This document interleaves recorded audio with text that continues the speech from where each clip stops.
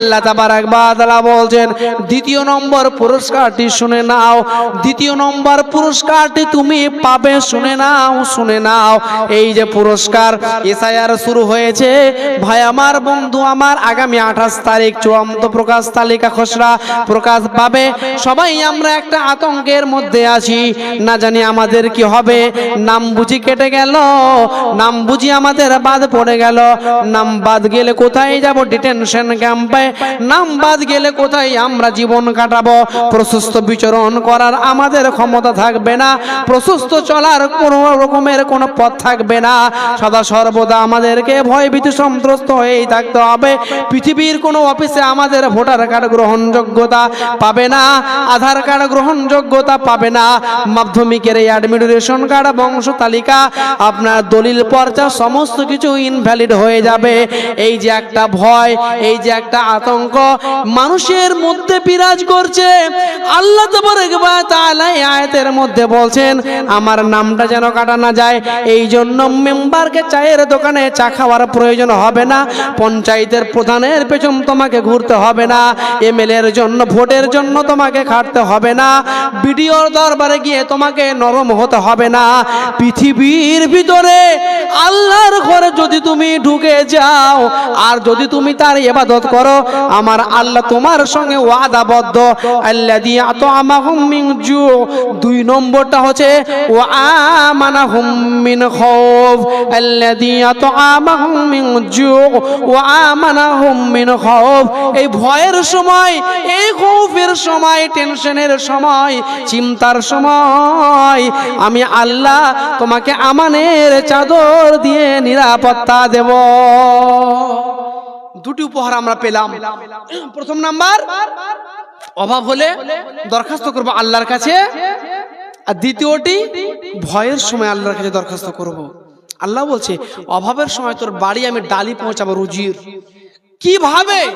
ছলে বলে কৌশলে তোমার বাড়ি আমি ডালি পৌঁছে দেব, তুমি টের পাবে না। আর দ্বিতীয়টি হচ্ছে এই যে মোদিয়ার শাহ যে শুরু করেছে, মোদিয়ার শাহ যেটা শুরু করেছে, এই যে একটা মানুষের মধ্যে আতঙ্ক, একটা যে ভয়, একটা যে খৌফ, লক্ষ লক্ষ টাকা বানিয়ে রেখেছে যারা, তাদের বেশি টেনশন। আমরা ইনকাম করে খাই দাই ঘুমাই, সকাল হয় উঠি, আমাদের জীবন এভাবে কেটে যায়। যারা কোটি কোটি টাকা মাল সঞ্চয় করে রেখেছে, ব্যবসা করে রেখেছে, বাড়ি গাড়ি তৈরি করে রেখেছে বেশি করে, তাদের বেশি চিন্তা যে যদি আমাদের লিস্টে নাম নাই আসে, যদি আমাদের নাম বাদ পড়েই যায়, যাব কোথা? আর যাব তো যাব কোথা? আমাদের সম্পত্তি নেবে কে? এই চিন্তা করে করে করে খাচ্ছে হতভাগা গোলাম আল্লাহর আদম সন্তান। তুমি অফিস চিনতে ভুল করেছো। আজকে এসআইআর এ হিয়ারিং নোটিসে আমারও নাম এসেছিল।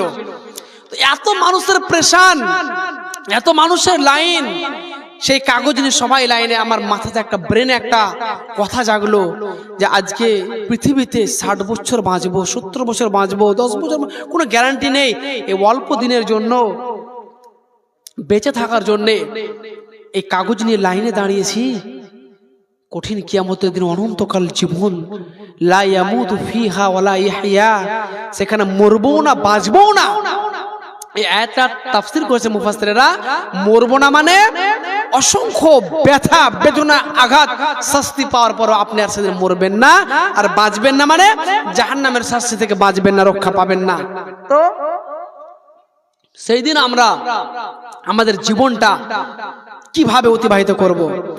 এই সামান্য কিছুদিনের জিন্দেগিতে বেঁচে থাকার জন্য, আমি আমার অধিকার আদায়ের জন্য, আমি ভারতীয় নাগরিক প্রমাণের জন্য যদি এত চিন্তা, এত কাগজ, এত ডকুমেন্টসের প্রয়োজন হয়, কঠিন কিয়ামতের দিন ভাই, সেই দিন ধরা খেয়ে যাব, সেই দিন ফেঁসে যাব, সেই দিন আটক হয়ে যাব।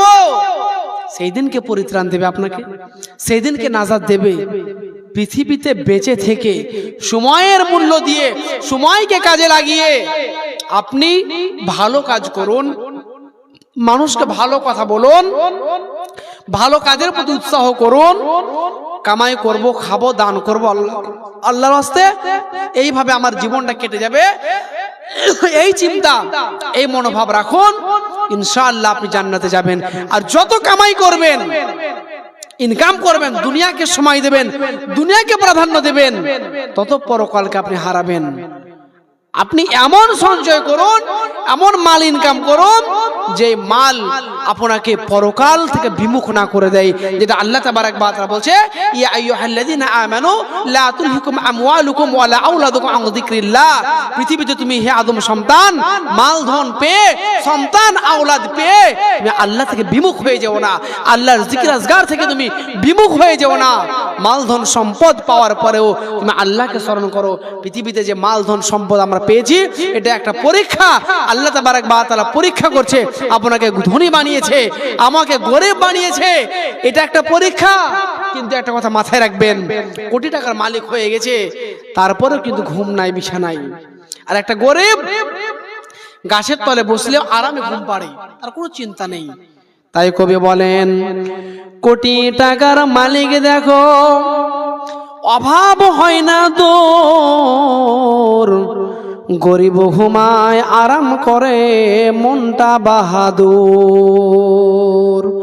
কোটি টাকার মালিক দেখো অভাব হয় না দূর, গরিব ঘুমায় আরাম করে মনটা বাহাদুর। ফেরাউনের লাশটা দেখো মিশর জাদুঘরে, ফেরাউনের লাশটি দেখো মিশর জাদুঘরে। খাই না মাটি পোকা মাকড় সবাই ঘৃণা করে, হৃদয়ে থাকিবে যার নম্রতা সদা, রহমত আসিবে সেথা প্রভুর ওয়াদা। বড়র বড়াই থাকলে দিলে রহমত আসবে না, নিজেকে নিজেই ছোট মনে করিও সদা। উঁচু জমিন থেকে পানি নিচু জমিনে যায়, তেমনি খোদার রহমত আছে নম্রতা হৃদয়। উঁচু জমিন থেকে পানি যেমন নিচু জমিনে আসে, অনুরূপ প্রভুর ওয়াদা রহমত আসবে তার অন্তরে, যে সর্বদা নিজেকে ছোট মনে করে চলবে, অহংকারবিহীন জীবন গড়বে। এই ইনকাম করব, কিছু খাবো, কিছু আল্লাহর পথে ব্যয় করব, এইভাবে তার দুনিয়াটাকে পার করবে। কিন্তু দানের ব্যাপারে আমরা একেবারে উদাসীন ভাবে জীবন অতিবাহিত করি। কেন? আজকে যদি অসুখ হয়, ডাক্তারের কাছে যেতে হবে, 2-5 হাজার 10 হাজার টাকার বিল হয়ে যাবে, ওষুধ হয়ে যাবে, পরীক্ষা হয়ে যাবে, তখন আমরা খসখস করে বের করতে পারবো। কিন্তু আল্লাহর ঘরের জন্য যদি মানুষকে কচলাকচলি বলা যায়, বারবার রিকোয়েস্ট করা যায়, মানুষ দান করতে আগ্রহ প্রকাশ করে না। তার শয়তান তার হৃদয়ে এমন করে মোহর মেরে দিয়েছে, এই চেতনা ঢুকিয়ে দিয়েছে, দিবি কমে যাবে, সামনে ঈদ, তো ঈদের আনন্দ বাজার করবি, এই ঈদের আনন্দ করবি, তোর অভাব হয়ে যাবে, অন্তর হয়ে যাবে, এই চিন্তা শয়তান তার ব্রেনে পুশ করে দিয়েছে। কিন্তু একটা ঘটনা শুনুন দানের ব্যাপারে। আল্লাহ তাবারাক ওয়া তাআলা যে মাল দিয়েছে আপনাকে, এই মালটা তো আপনার নয়। একজন ব্যক্তি তার আব্বাকে কিছু গোপনে মাল দিতেন জমা রাখতে, কিন্তু মালটা সে খেয়ে নিত, তার বাপ জমা করতে পারতো না। সকালে দিলে বিকেলে নাই, বিকেলে দিলে সকালে নাই। সেই ব্যক্তিটি রাসূলের দরবারে এসে বলছে, ইয়া রাসূলুল্লাহ, আমি আমার আব্বাকে কিছু মাল জমা করতে দিই, সকালে দিই তো বিকেলে থাকে না, বিকেলে দিই তো সকালে থাকে না, এই অবস্থা কি করব? আল্লাহর নবী বলছেন, আনতা ওয়া মালুকা লি আবিকা।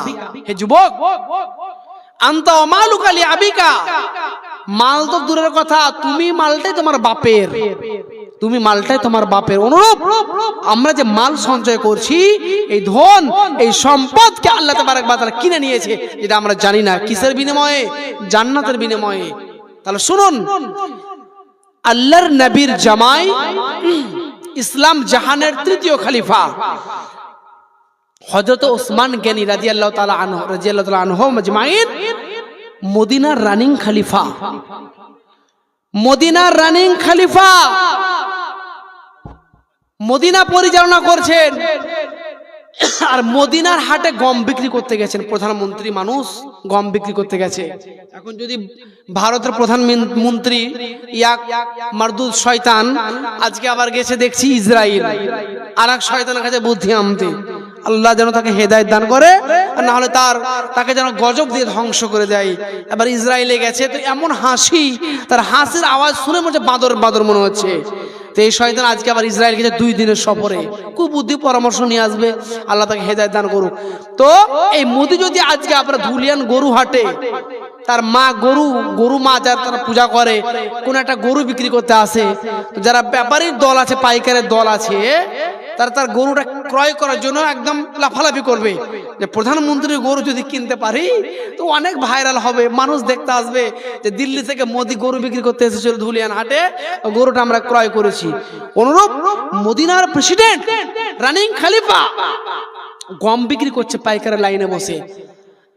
এমন তো অবস্থা, একটা চোখ পড়ে গেছে, একটা লাইনে লম্বা লাইন হেঁটে আসছে, তাদের শরীরে পর্যাপ্ত পরিমাণে কাপড় নাই, শরীরটা তাদের উলঙ্গ হয়ে আছে, শুধুমাত্র ইজ্জত খানা ঢাকা, গালগুলো বসে গেছে, চোখগুলো ঢুকে গেছে, চুলগুলো উস্কো খুস্কো হয়ে আছে, এরকম একটা লাইন হেঁটে আসছে। আর ব্যাপারীর দলেরা, পাইকার দলেরা বলছে, বলুন আমিরুল মুমিনিন গমের দাম কত দিতে হবে, গম ক্রয় করবো, বলুন দাম কত দিতে হবে। কিন্তু কেউ কথা বলে না। আল্লাহর রাসূল দেখতে ওই লাইনটা হেঁটে আসছে, সকলকে ডাকলেন, মালটা দিয়ে দিলেন। মালটি দিয়ে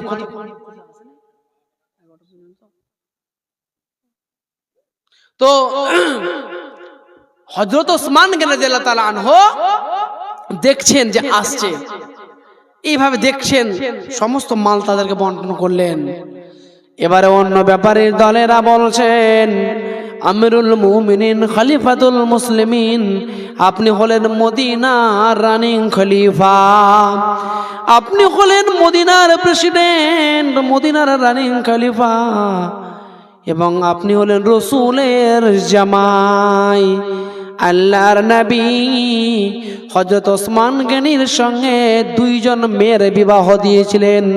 একটা মরে যাওয়ার পরে আরেকটি মেয়ের তিনি বিবাহ দিয়েছিলেন, দুনুরাইন তাকে বলা হয়।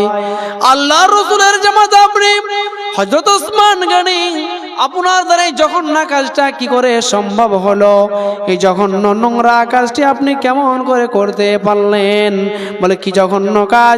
ওই যে ভিখারির দলেরা এলো, তারা আপনার গমের মূল্য কতটা দিল, কতই বা আপনাকে গমের মূল্য দিল, যে আপনি আপনার গমটি তাদের কাছে বিক্রয় করলেন, আপনি আমাদের কাছে দামটা প্রকাশ করলেন না, তাদের থেকে উপযুক্ত বদলা দিয়ে দাম দিয়ে আপনার গমটি ক্রয় করতাম। হযরত ওসমান গনি বলছে, ভাই আমার ব্যাপারী দল, আজকের দিনে তোমরা কোনো প্রকারের দুঃখ করো না, আজকের দিনে তোমরা কোনো প্রকারের কষ্ট নিও না। আজকের দিনে আমি ওসমান টাকার বিনিময়ে গম বিক্রি করিনি, আমি জান্নাতের বিনিময়ে গম বিক্রি করেছি। যেহেতু আল্লাহ কোরআনে বলেছেন, ইন্নাল্লাহা আশতারা মিনাল মুমিনিনা আনফুসাহুম ওয়া আমওয়ালাহুম বিআন্না লাহুমুল জান্নাহ, মুমিনের জান আর মুমিনের মালকে আমি আল্লাহ কিনে নিয়েছি। আমি আমার শক্তির বিনিময়ে নয়, আমি আমার ক্ষমতার বিনিময়ে নয়, আমি আমার একত্ববাদের বিনিময়ে নয়, মুমিনের জান মুমিনের মাল আমি আল্লাহ কিনে নিয়েছি। বিআন্না লাহুমুল জান্নাহ, জান্নাতের বিনিময়ে। পৃথিবীর ভিতরে মুমিন জান মাল দেবে আমাকে, আর আমার জান্নাত নিয়ে নেবে, কারণ বিআন্না লাহুমুল জান্নাহ, আমি আল্লাহর সঙ্গে আল্লাহ জান্নাতের বিনিময়ে আজকের দিনে আমি গম বিক্রি করেছি। তাহলে আমরা বুঝতে পারলাম জান্নাতের বিনিময়ে আমরা গম বিক্রি করেছি। হযরত ওসমান রাদিয়াল্লাহু আনহু, আমরা কি আছি পৃথিবীতে কোনো বান্দা খাতা আছে, কোন আল্লাহর গোলাম, এরকম চিন্তা আমাদের কি কারো আছে যে আমরা মন প্রাণ খুলে হৃদয় থেকে আল্লাহর ঘর বানানোর জন্য 1000, 2000, 5000 দান করব, এই চিন্তা, এই মনোভাব, এই উদ্দীপনা নিয়ে আমরা আসি? ভাই বাবজি আমার, এই চিন্তা আমাদেরকে আনতে হবে, এই চিন্তা আমাদের রাখতে হবে। মসজিদ হচ্ছে আল্লাহর ঘর, বাইতুল আমান শান্তির ঘর, শান্তির ঠিকানা। আর এই ঘরকে আমরা বাইপাস রেখে আসলে বিল্ডিং বানাতে ব্যস্ত থাকি। আর